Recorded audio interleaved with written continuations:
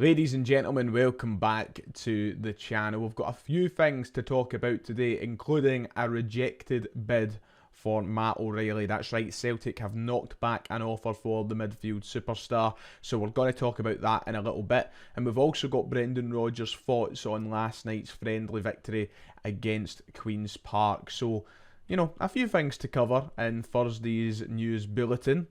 Without any further delay, let's talk about that.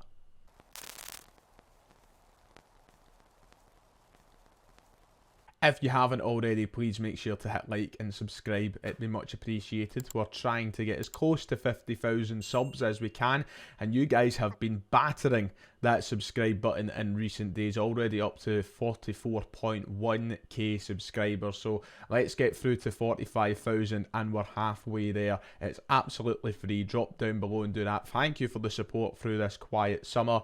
Let's try and make a little bit of noise through that quietness, shall we? So Celtic were victorious in their second pre-season friendly game last night at the City Ground, aka Lesser Hampden in Glasgow. The final score, Queen's Park 4, Celtic 6. Yep, it was an exciting watch to say the least. 10 goals between the two sides as Celtic walked out the victors, and another typical pre-season friendly game. You know, a bit erratic, a bit all over the place, lots of substitutions, lots of the younger players getting minutes in the legs, but an important victory and an important bit of fitness for these lads as we head into the new season. If you didn't catch it, I was live on the channel last night doing a watch along, so if you were there, you would have seen all of my opinion, you would have heard what I had to say. I'll kind of touch on it a little bit, but most importantly, I think we should listen to what Brendan Rodgers had to say about last night's game. He wasn't entirely happy from what he's seen of his side at Lesser Hampden, so let's have a look at his comments now. So speaking to Celtic TV, Brendan Rodgers was asked if he was happy about last night's performance against Queen's Park. This is what he had to say. Some bits of it, as I said, is about fitness, but there was also a lot of elements of the first half I wasn't happy with, especially with some of the guys who should understand the game better. Our pressing was nowhere near a level of what I would expect, and that is what we said at half time. He then goes on to say, in the first 15 minutes we pressed the game better than we did in all of the 45 minutes that continued in the second half. You expect some little mistakes and unfortunate things to happen in the game, but overall you see we still have a long way to go with the pressing side of our game, but also some really pleasing moments in the game as well. So Brendan Rodgers not entirely happy with the pressing side of our game, which is something that I did pick up on in last night's stream. If you were watching, you remember I was saying the pressing seemed a little bit all over the place after, you know, we took that 2-1 lead. Oh, sorry, when QPR took that 2-1 lead, we were just a little bit erratic. We didn't really settle as well after our first goal, but I can't help but reinforce the point of as fans anyway, of not getting carried away with pre-season friendlies. Listen, it's a run out to get minutes in the legs. I'm not overly concerned with what I see. Brendan Rodgers, on the other hand, is a perfectionist. He's the manager of a football team at the end of the day, and he demands the absolute best performances out of his players, whether it's a pre-season friendly, Scottish Cup final, Champions League final. He wants the best, and last night he doesn't think he got the best. So it's nice to see that we are taking these games with a lot of seriousness. Of course, the next few friendlies are against big sides, so he'll demand a lot more, but there was things to be concerned about, but definitely positives, as the manager said as well. Odin Thiago Holm, one of the players, getting a lot of praise for his performance last night at Lesser Hampden. I thought he was really good. Bosun Lawal, I think, as well, was impressive once again, building on the performance that got him great reviews at Ayr last Friday. So a couple of the younger guys really showing us that they do have a future here. But as I said, pre-season friendlies, no point getting carried away. I think one of the players, though, who stole some headlines last night was young Francis Turley, who came on, scored in that second half. I think it was the last goal for Celtic, the 6th goal. And he looked sharp on that left-hand side. So, you know, there is pointers, there is indications that we are producing semi-decent players through this youth system that is often criticised at Celtic. It's just about when they get these chances and when we'll see more of them. people last night saying in the stream that they think this could be a breakthrough season for the likes of Francis Turley. If I'm being all honest with you, that I don't think it will be. I think that after pre-season we won't see him at all in the senior squad.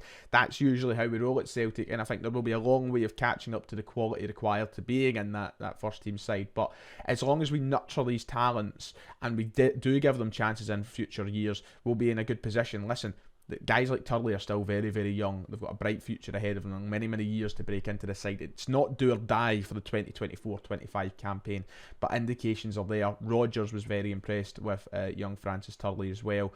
But yeah, 6-4 to Celtic. A fun watch, and hopefully we continue winning games through the remainder of pre-season. So we have 3 more friendlies to play in this pre-season, and of course they take place in the good old US of A. We head to America for those games, which starts with a journey all the way from Glasgow to the capital of the USA.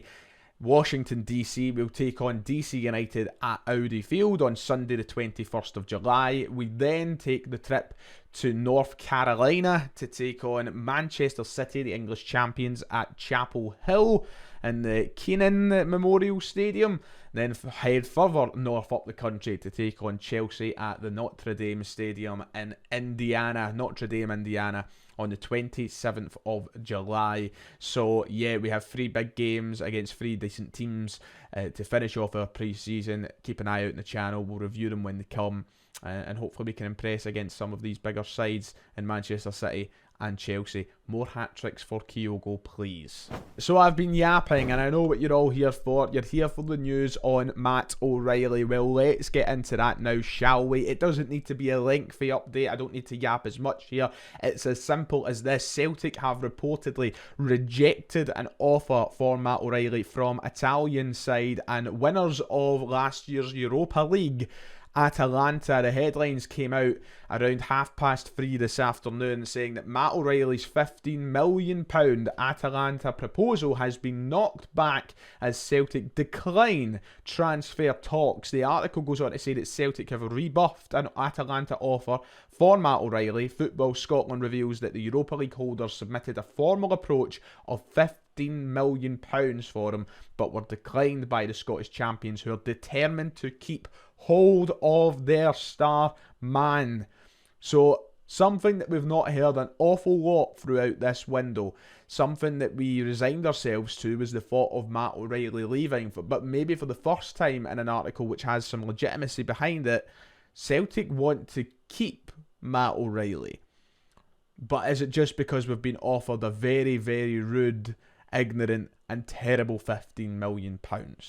This all started earlier this afternoon as Fabrizio Romano reported that Matt O'Reilly was wanted by Atalanta. He tweeted that they had submitted a formal proposal to sign Matt O'Reilly from Celtic. Negotiations were ongoing with Premier League clubs, but Atalanta are pushing. A first bid had been sent. That was around 1:30 this afternoon, 2 hours before the news of the bid being rejected. At that time, it was unknown what the fee was that Atalanta were submitting for Matt O'Reilly, and I think a lot of people maybe expected this to be a move that Matt O'Reilly would be interested in, that Celtic would work with, and possibly could grow arms and legs and end up becoming real.